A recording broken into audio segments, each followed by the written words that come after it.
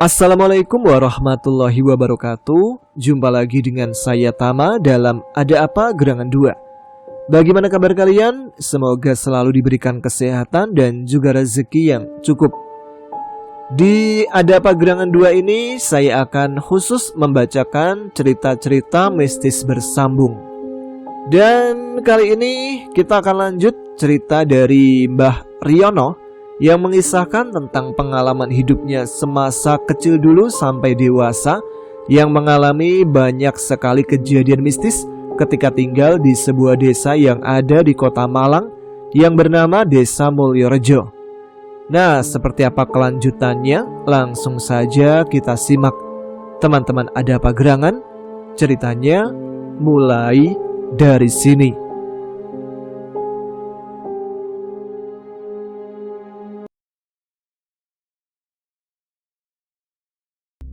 Pertama kali Evi sadar bahwa celana dalamnya hilang adalah ketika dia sedang mengangkat jemuran. Saat itu sudah menjelang maghrib.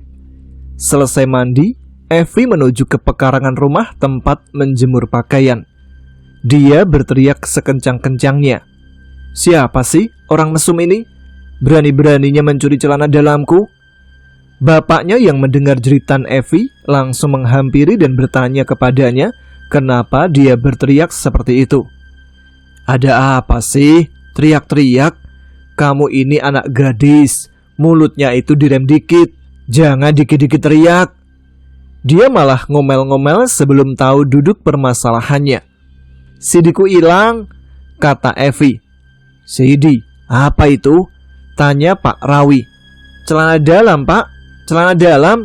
Kalau masih nggak ngerti, katok wes, katokku hilang." Evi balas ngomelin bapaknya. "Apa? Siapa yang berani-beraninya mencuri katok anakku? Tak bunuh dia." Suara Pak Rawi menggelegar sehingga menarik perhatian semua penduduk kampung Baan.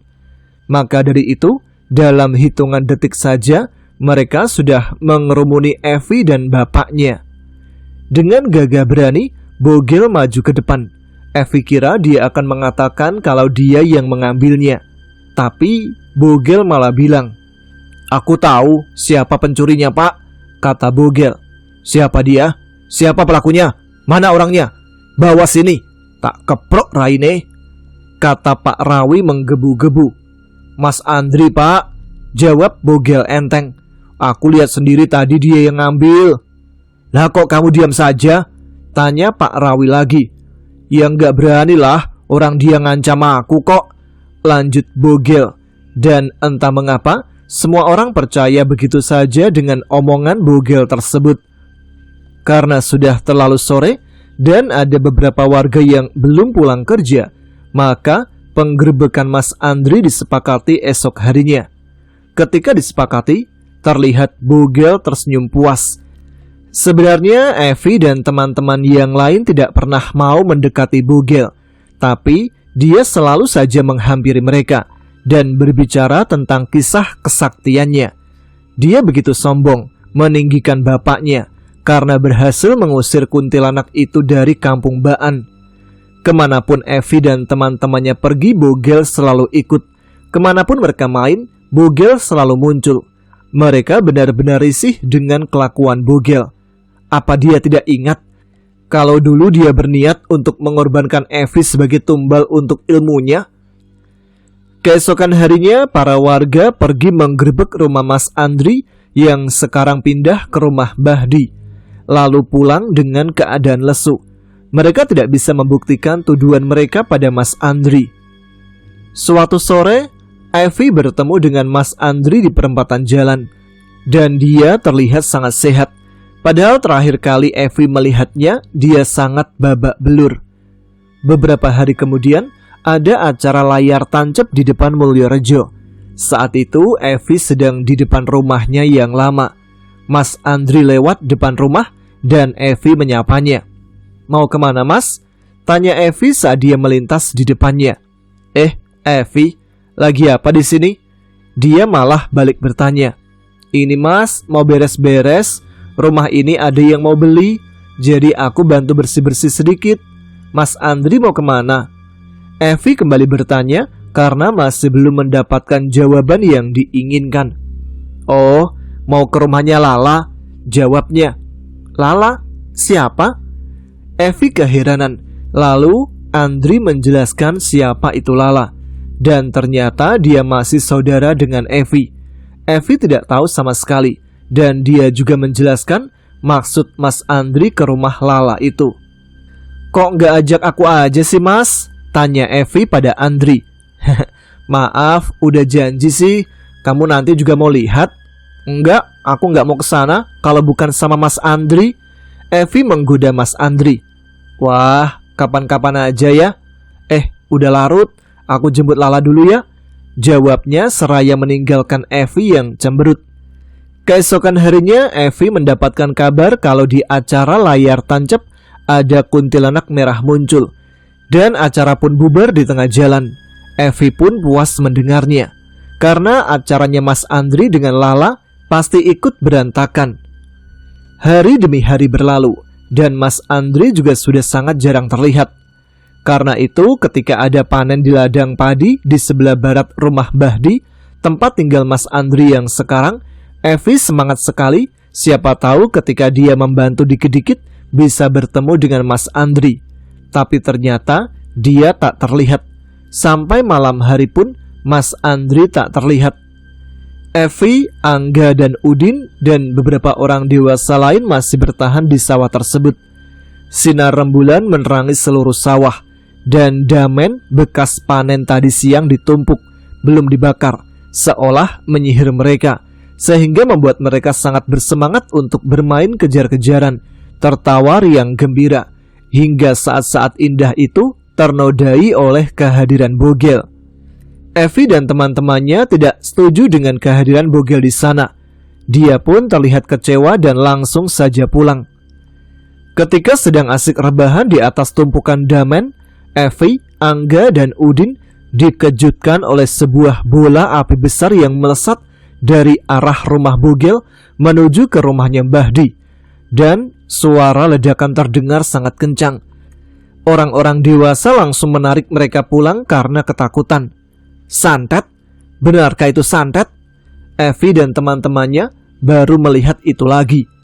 Evi, Angga, Udin, dan beberapa orang dewasa yang saat itu melihat bola api langsung melaporkan kejadian itu pada Pak Rawi.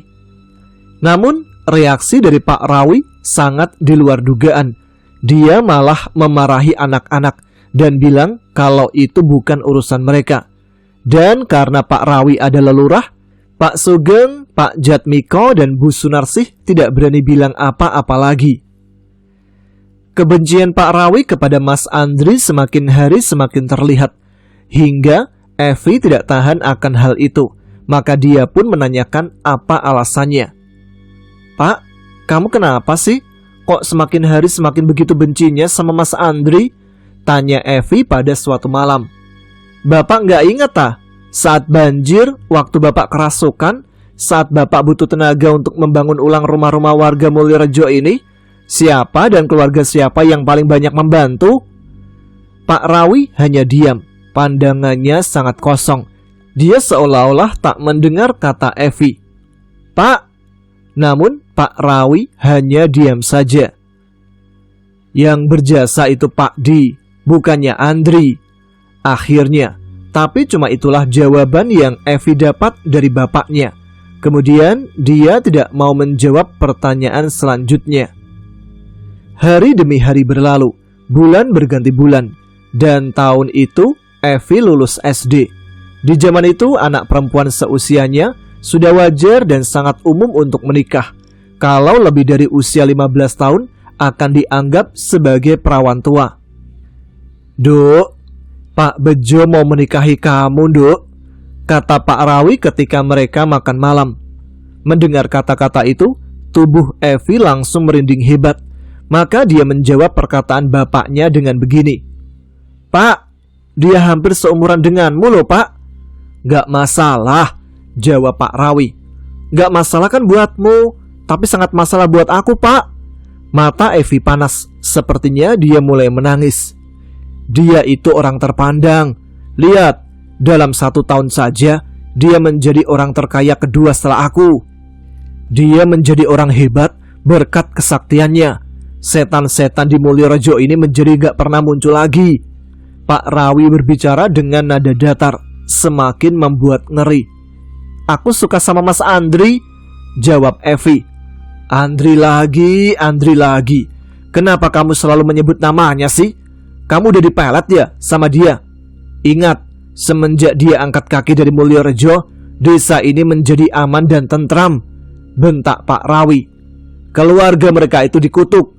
Lihat saja bagaimana keluarga mereka mati satu persatu. Pak, kamu keterlaluan, Evi membalas bentakan bapaknya. Tiba-tiba tamparan mendarat di pipi Evi. Kalau kamu gak mau menikah dengan Pak Bejo, maka 2 atau 3 tahun lagi kamu harus menikah dengan Bugel. Ini demi martabat Bapak.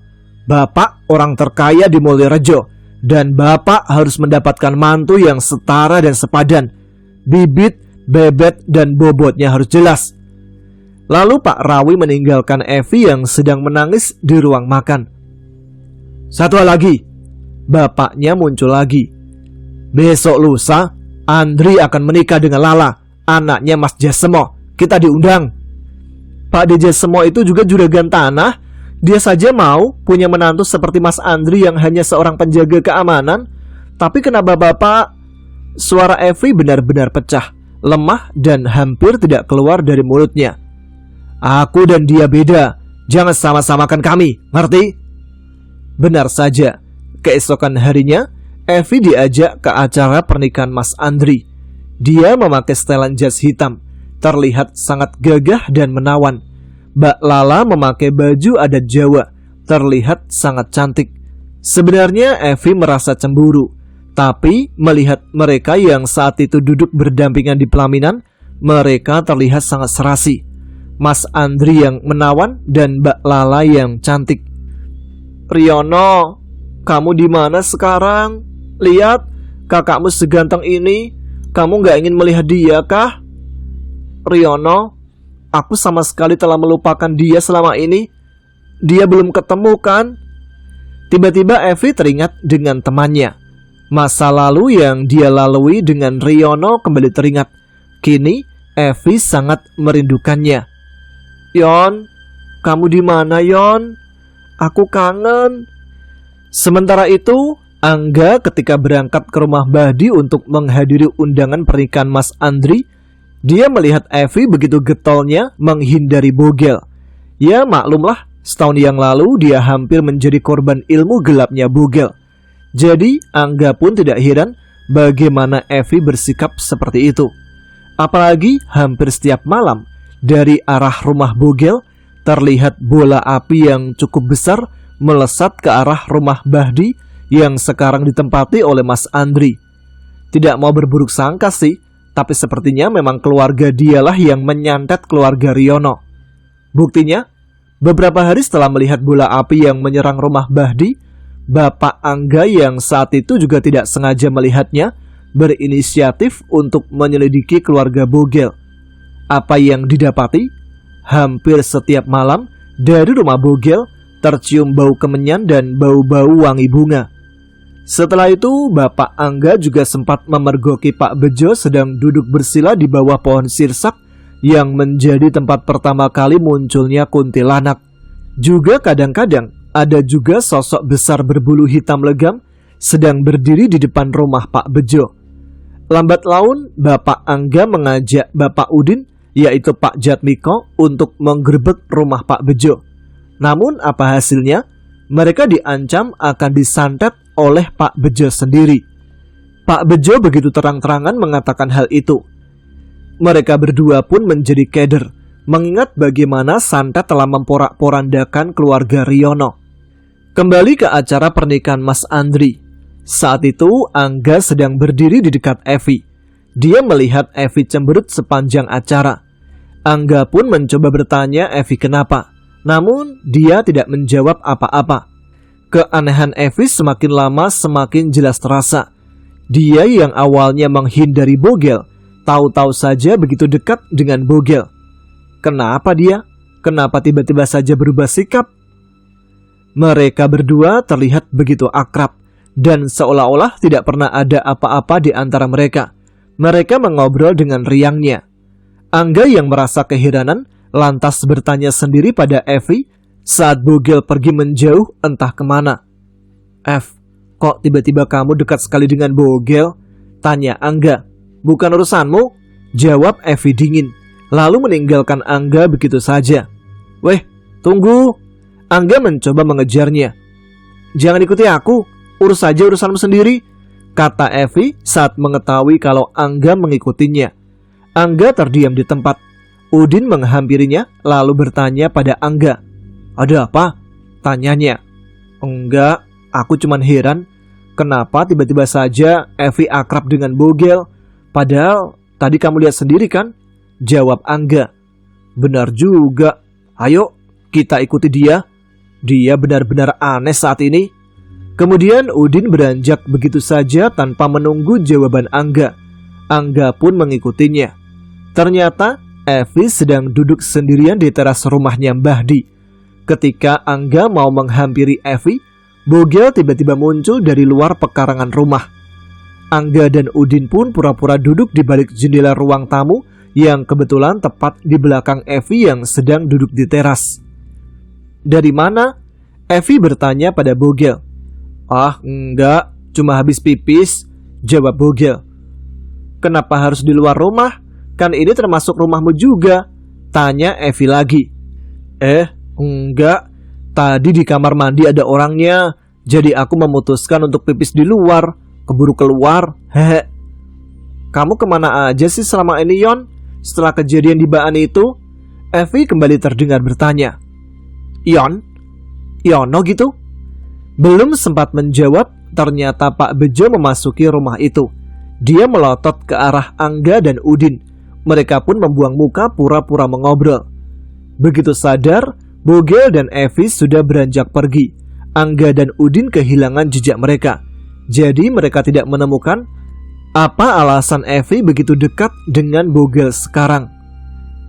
Hari demi hari, Effie semakin menjauhi Angga dan Udin. Dia lebih banyak menghabiskan waktu dengan Bogel.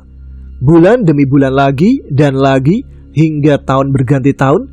Akhirnya mereka berusia 17 tahun. Udin menjadi kusir Dilman seperti bapaknya dulu. Dia sudah jarang sekali terlihat di Mulyorejo. Sementara Dika sudah lama tidak terlihat batang hidungnya. Sementara Angga sekarang bekerja sebagai security seperti Mas Andri. Sekarang Angga adalah partner dari Mas Andri menggantikan Pak Santoso yang sudah menghilang dari peradaban. Pak Santoso meninggal setahun setelah menikah dengan salah satu pegawai pabrik rokok gandum. Sedangkan Effie, dia jualan sayur-sayuran bersama ibunya. Effie semakin cantik tidak ada obat, benar-benar menjadi kembang desa. Ada yang bertanya Pak Rawi, dia membuka lahan lagi di sebelah barat rumahnya yang dulu. Dia membuat perkebunan tebu, semakin kaya dan sangat kaya raya. Untuk Bogel, dia bekerja dengan bapaknya sebagai mantri, buka pengobatan alternatif di Baan. Tapi hampir semua warga Baan tidak pernah berobat kepadanya.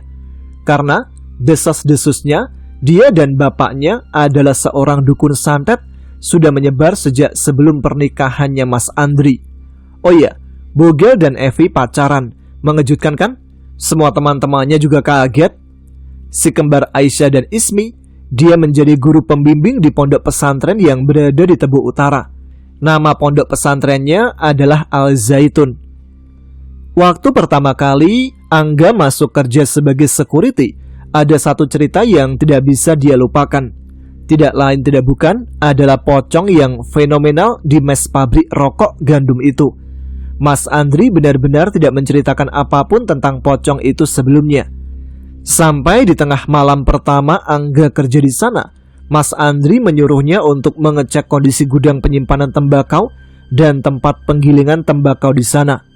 Kalau tidak salah hari itu hari Kamis. Tahu sendiri kan, hari Kamis kayak gimana suasananya?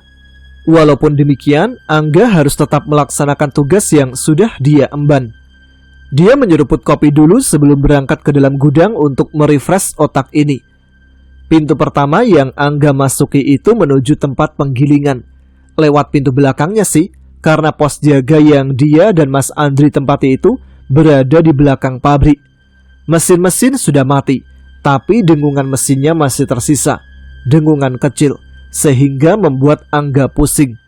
Suara-suara aneh terdengar, seperti suara tetesan air dan suara kemelenting. Apa itu suara kemelenting? Suara kemelenting itu mungkin suara dentingan besi yang dipukul pelan, dan suara pintu terbuka dan tertutup. Walaupun ngeri-ngeri sedap, Angga harus memeriksa semua sumber suara itu, karena takutnya itu suara orang yang gak jelas, atau maling yang mencoba untuk mencuri sesuatu. Dentingan besi terdengar lagi, dari arah salah satu mesin giling tembakau. Angga menuju ke arah sana. Suasana malam itu cukup mencekam. Perasaannya tidak enak.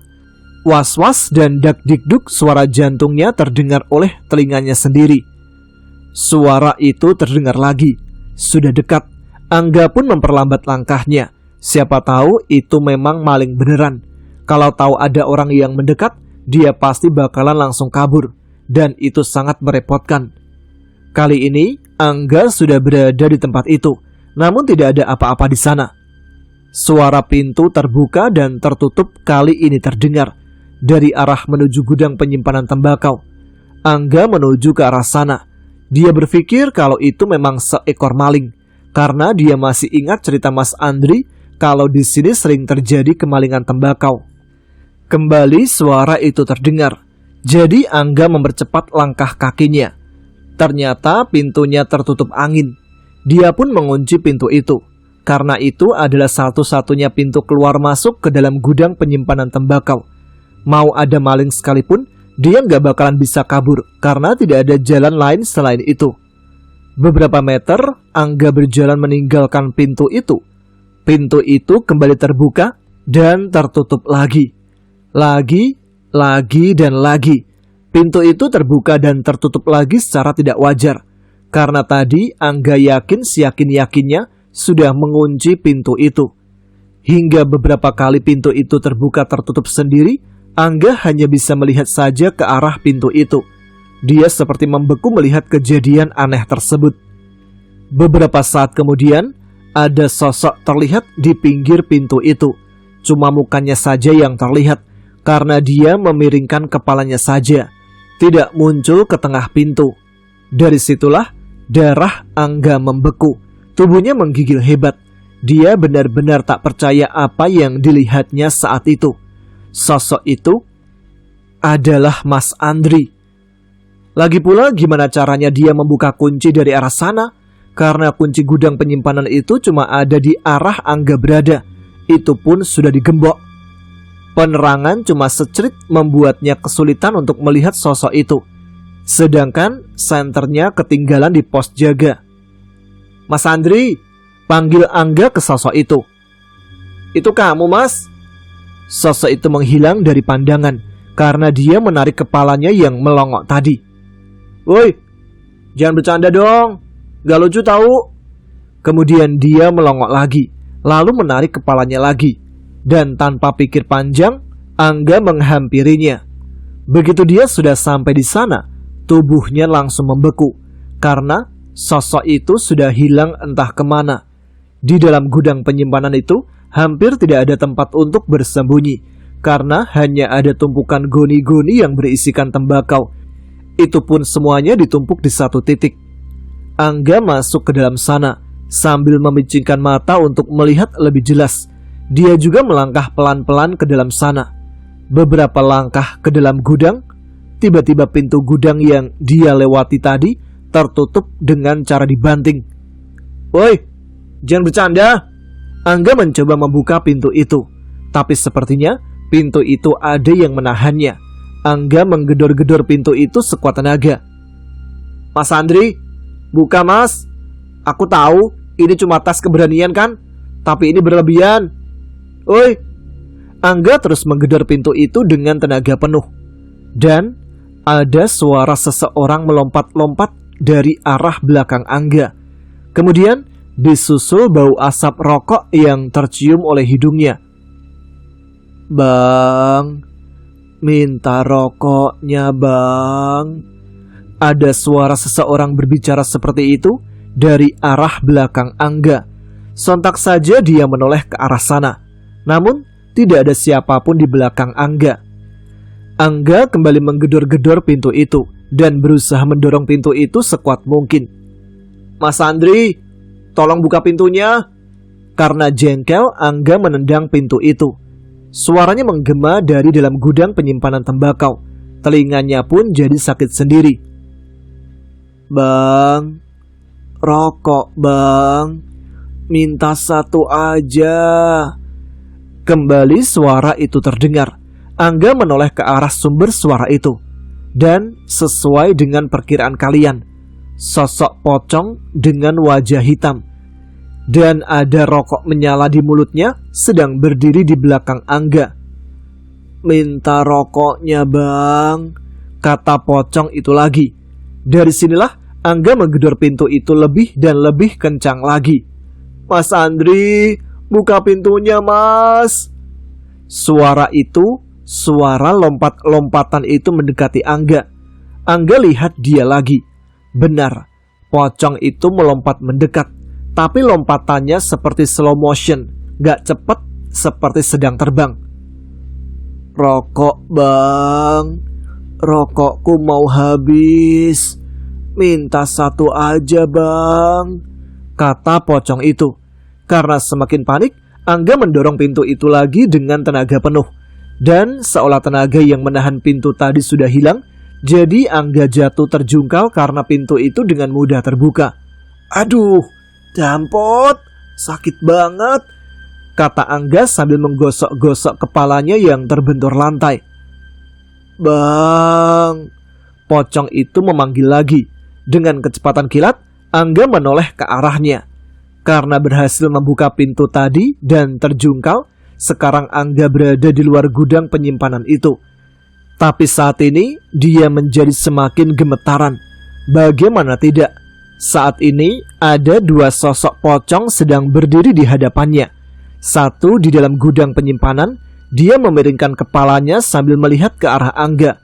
Sementara satunya sedang senderan di pintu masuk gudang penyimpanan tembakau itu.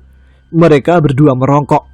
Tanpa membuang waktu lagi, Angga berdiri dan berlari ke arah pos jaga sambil teriak minta tolong. Pintu pos jaga terbuka sedikit dan sayup-sayup terdengar suara tertawa cekikikan dari dalam sana. Dengan perasaan cemas dan jantung yang dak-dikduk, Angga membuka pintu pos jaga itu pelan-pelan. Dia melihat ke dalam sana. Mas Andri sedang nyeruput kopi sambil mendengarkan radio dengan suara tawa cekikikan tadi yang ternyata dari radio tersebut. Karena jengkel, Angga pun membuka pintu itu sekeras-kerasnya. Mendengar itu, Mas Andri pun teriak kaget. "Cok, bikin jantungan aja kamu itu. Lagi tegang-tegangnya dengerin cerita horor, main gebrak pintu aja. Kau kenapa sih? Ngos-ngosan dan mukamu pucat." Nada bicaranya yang awalnya ada nada marah, setelah itu ganti menjadi sedikit mengejek setelah melihat mimik wajah Angga. "Sialan ini orang. Ada pocongan mas di gudang penyimpanan. Lagi tegang-tegangnya dikejar pocong. Di sini lagi enak-enakan dengerin cerita horor."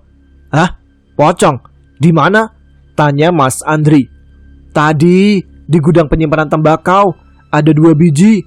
Satu miringin kepalanya, satunya sedang senderan di pintu." "Ada-ada aja kamu, enggak.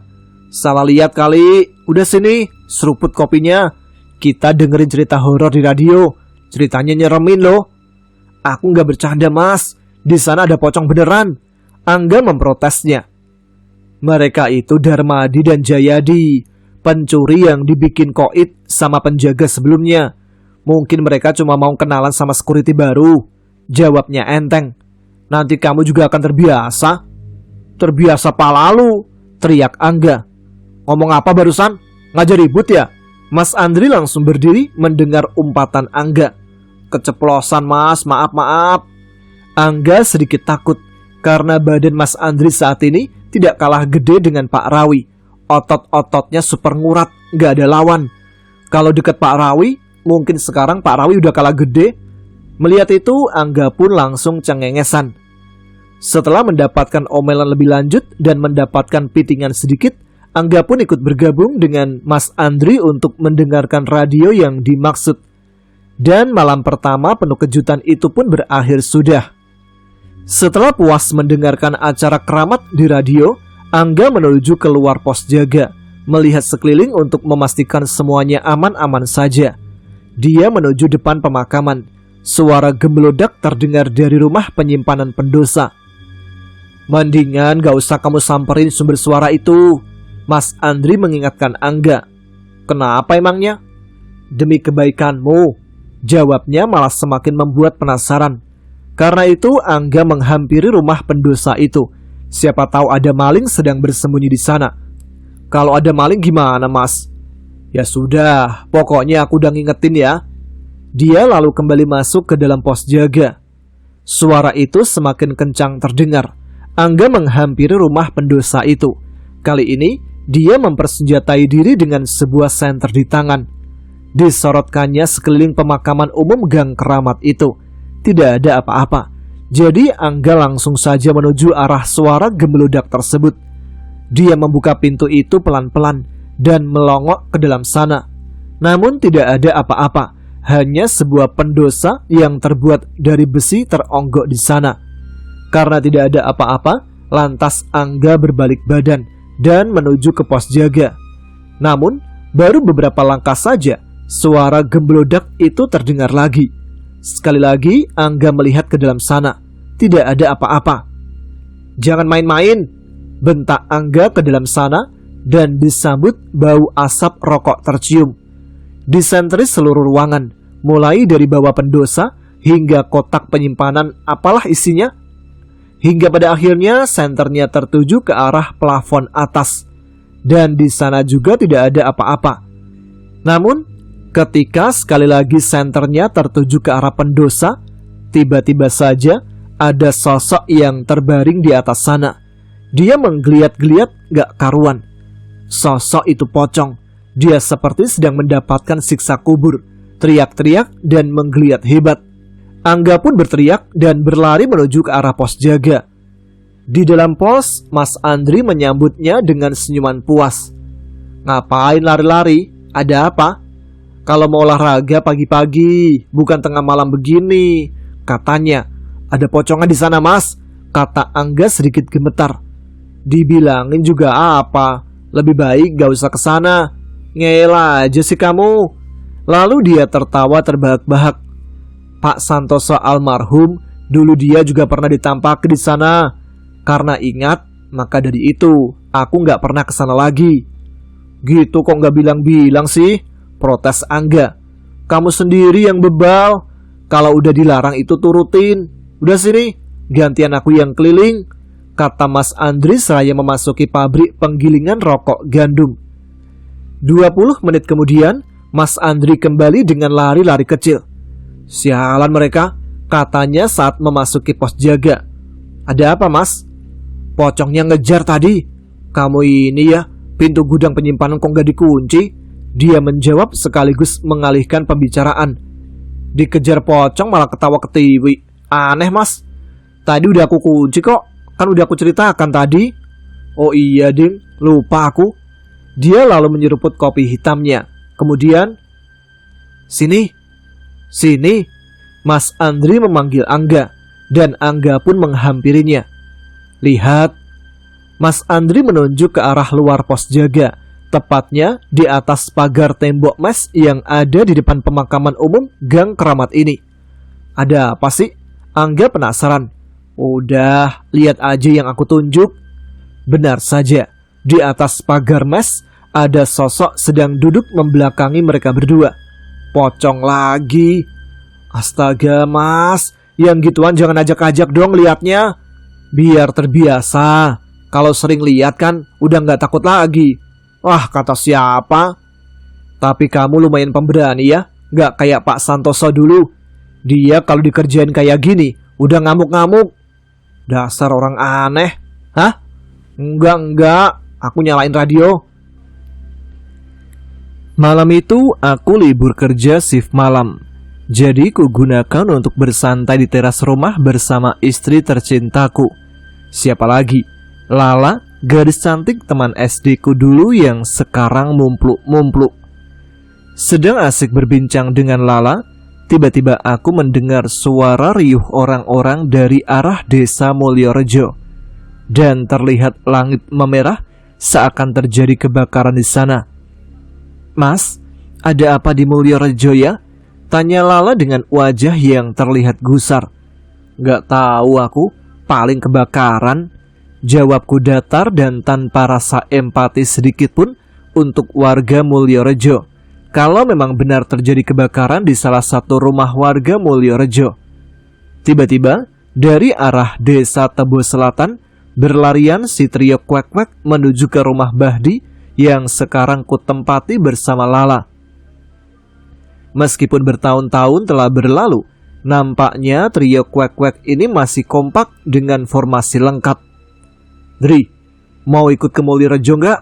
tanya Danang sambil terburu-buru mengajakku melihat apa yang terjadi di Mulyorejo. "Kalian ajalah, aku lagi gak enak badan. Lagian aku gak mungkin ninggalin istriku sendirian di rumah." Tolakku yang kupikir cukup masuk akal alasan yang kuberikan. "Ya sudah, kita duluan ya. Mau lihat kondisinya?"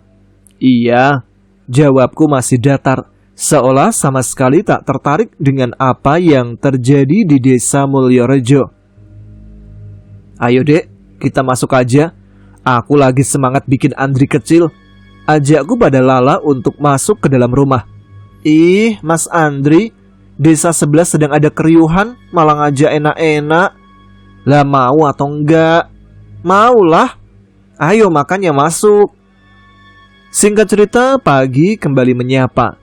Pagi itu aku bersiap mengantar istriku ke pasar untuk membeli beberapa kebutuhan yang memang sudah pada habis. Kukayuh sepedaku berboncengan dengan Lala menuju pasar. Kubiarkan Lala membeli apapun yang dia butuhkan, sedangkan aku menunggunya di bawah pohon sambil memandang orang-orang hilir mudik sibuk sendiri-sendiri di pasar itu. Namun fokusku teralihkan ketika mendengar beberapa orang yang berkerumun terdengar membicarakan sesuatu yang terkesan penting. "Rumah dukun Mulyorejo kebakaran." Mendengar itu aku sedikit kaget. Apakah yang dimaksud itu rumah si Bejo bejat yang memang saat ini sukses karena hasil menjadi dukun di Mulyorejo? Belum sempat aku mendengar percakapan orang-orang itu, Lala menghampiriku dan mengajak pulang karena sudah selesai membeli apa yang dibutuhkan. Kukayuh kembali sepedaku memboncengkan Lala sambil menikmati udara pagi yang masih sejuk karena suasana asri di tahun-tahun itu. Dari jauh kulihat ada beberapa orang sedang duduk di teras rumahku. Setelah dekat, barulah aku tahu itu trio wek-wek. "Ngapain pagi-pagi gini udah ngetem di rumahku?" Sesampainya di depan rumah, mereka bertiga berdiri seolah menyambutku. "Assalamualaikum." "Waalaikumsalam," jawab mereka serentak. Lala kemudian masuk ke rumah untuk membuatkan minuman bagi tamu-tamuku yang entah ada urusan apa pagi-pagi begini berkunjung. "Ada apa ini? Tumben-tumbenan pagi-pagi pada ngumpul di sini?" tanyaku mengawali perbincangan. "Semalam rumah dukun santet di Mulyorejo kebakaran. Habis," jawab Rido yang pertama menyahutku. Mendengar kabar itu, entah kenapa ada gejolak bahagia di hatiku. Dukun santet? Bejo? Iya, Bejo bapak dari Bogel memang sudah dikenal sebagai dukun santet oleh orang-orang. Sudah bukan rahasia lagi. "Iya Andri, siapa lagi dukun di Mulyorejo?" Kali ini Danang yang menjawab. Terus? Tanyaku pada mereka karena saking antusias mendengar kabar buruk dari Bejo, sang dukun santet, sambil berharap hal terburuk terjadi pada si dukun. Danang, Rido, dan Agus bergantian bercerita memberikan informasi selengkap mungkin yang berhasil mereka kumpulkan dari para warga desa Mulyorejo tadi malam.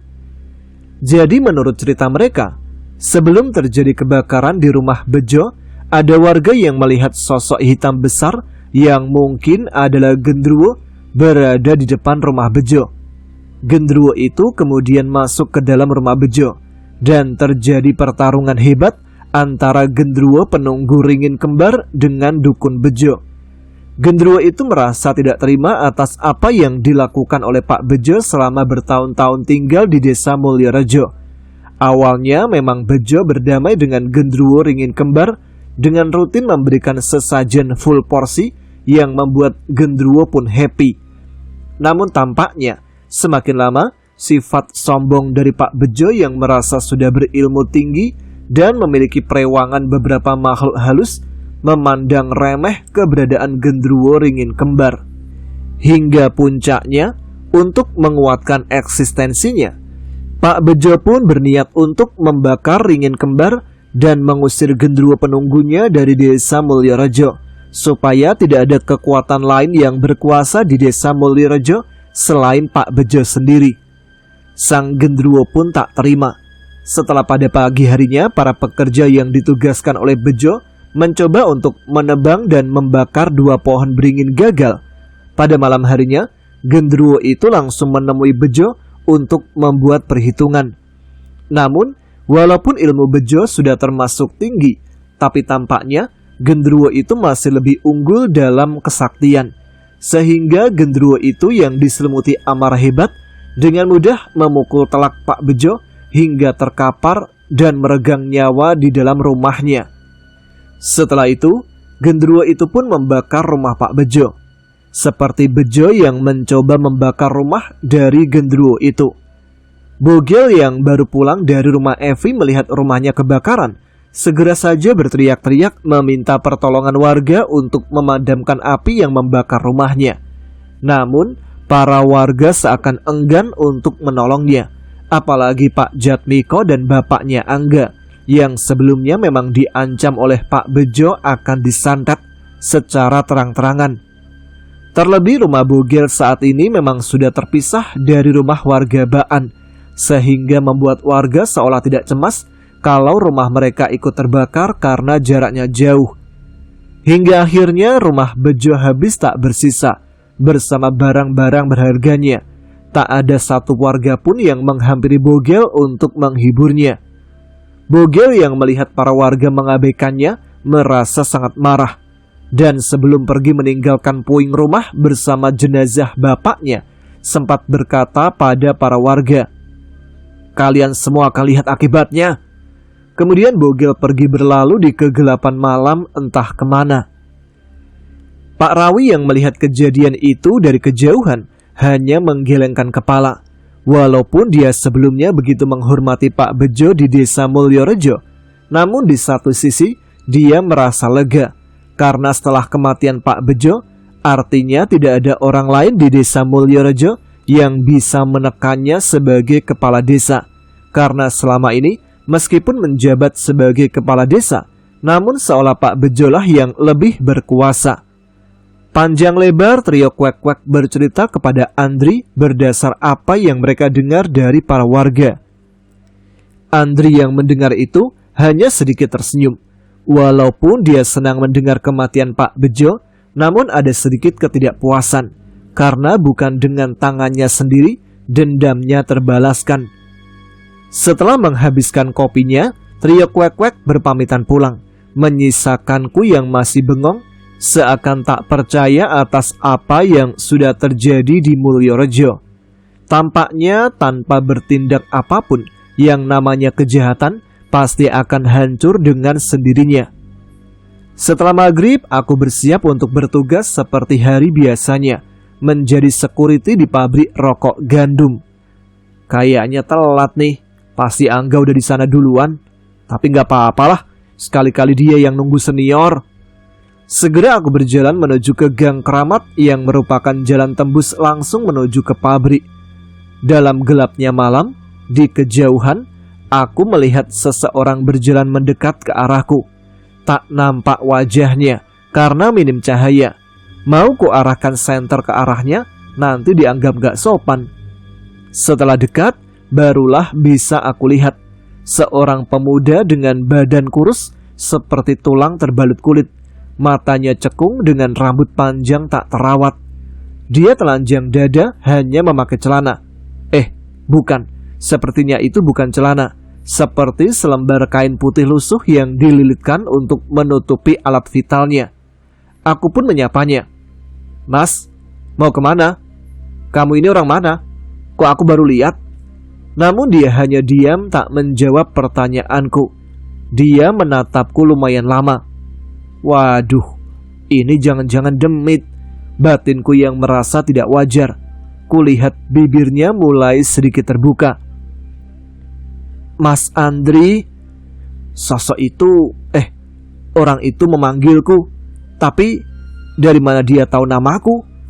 Belum sempat aku bertanya, tiba-tiba dia ambruk ke tanah sebelum aku sempat menangkapnya. Perkara lagi nih. Udah telat, ditambah harus nolongin orang gak dikenal. Tapi dia kenal aku. Siapa dia?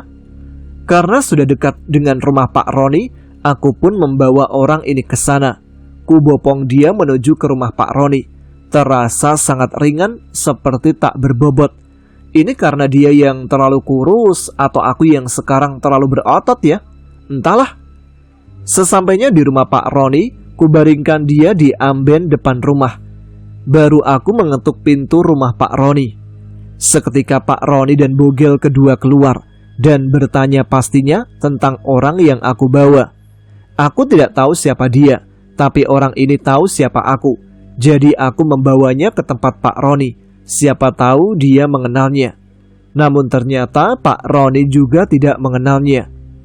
Setelah beberapa saat berlalu, orang itu pun siuman. Bogel kedua lalu menyodorkan gelas berisi air bening untuk diminumkan. Orang itu hanya diam, menoleh ke arahku, lalu berpaling ke arah Pak Roni dan bogel kedua. "Pak Roni?" "Bogel?" Ucap pria kurus itu membuat aku, Pak Roni, dan bogel kedua kaget.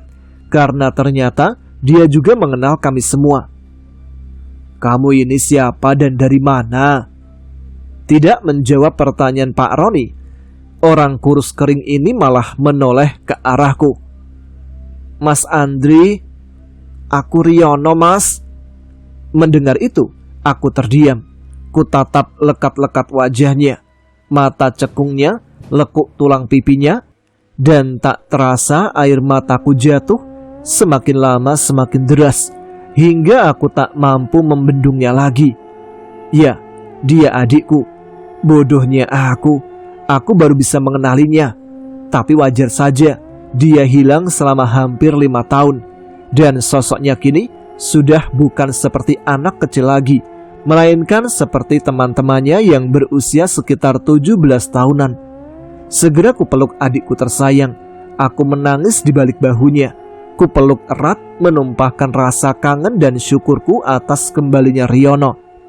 Pak Roni dan bogel kedua pun seakan tak percaya bahwa orang kurus di depannya adalah Riono, adikku yang hilang di bawah kuntilanak hampir 5 tahun yang lalu.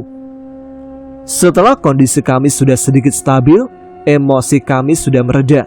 Bogel kedua mengambilkan sepiring nasi dan lauknya untuk Yono, dan Yono makan dengan lahapnya.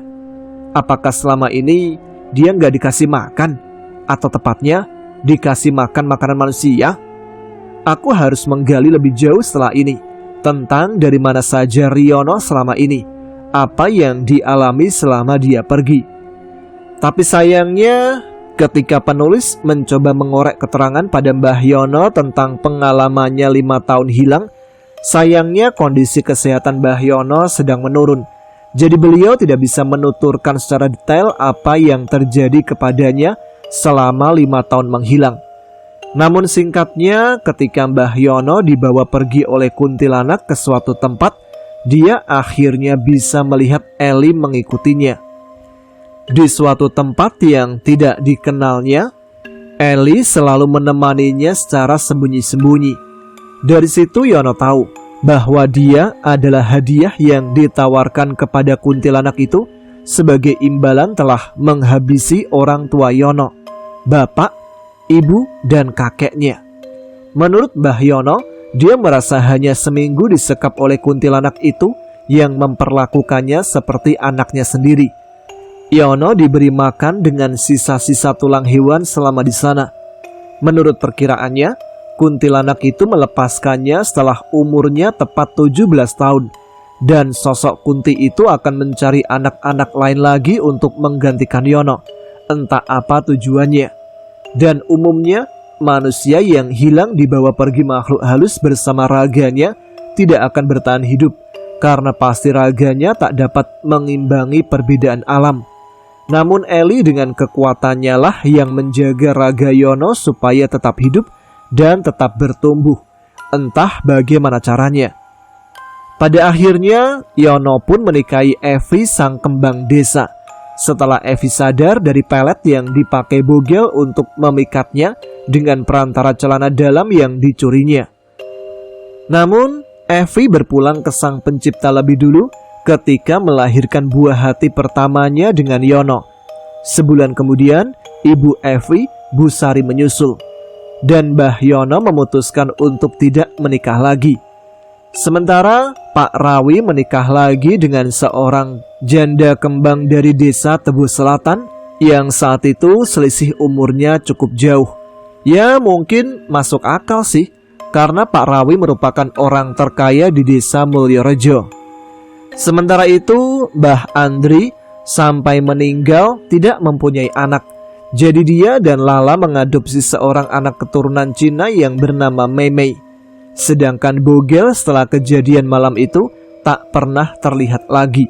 Mungkin saja dia memperdalam ilmunya. Namun begitu, ada beberapa kejadian aneh yang dialami oleh warga Mulyorejo, di mana satu persatu warga Mulyorejo meninggal secara tiba-tiba. Dan selisih dari orang meninggal menuju ke orang meninggal berikutnya kira-kira hampir semingguan saja. Tidak diketahui pasti apa penyebabnya. Namun diperkirakan Bogelah pelakunya. Walaupun kita tidak bisa menuduhnya tanpa bukti ya. Orang-orang desa Mulyorejo dan sekitarnya datang dan pergi. Ada yang meninggal dan ada yang terlahir. Suasana desa Mulyorejo yang dulu sepi sekarang sudah berubah.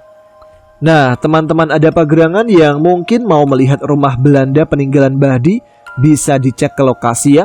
Kalau menyimak ceritanya dari awal pasti tahu patokannya.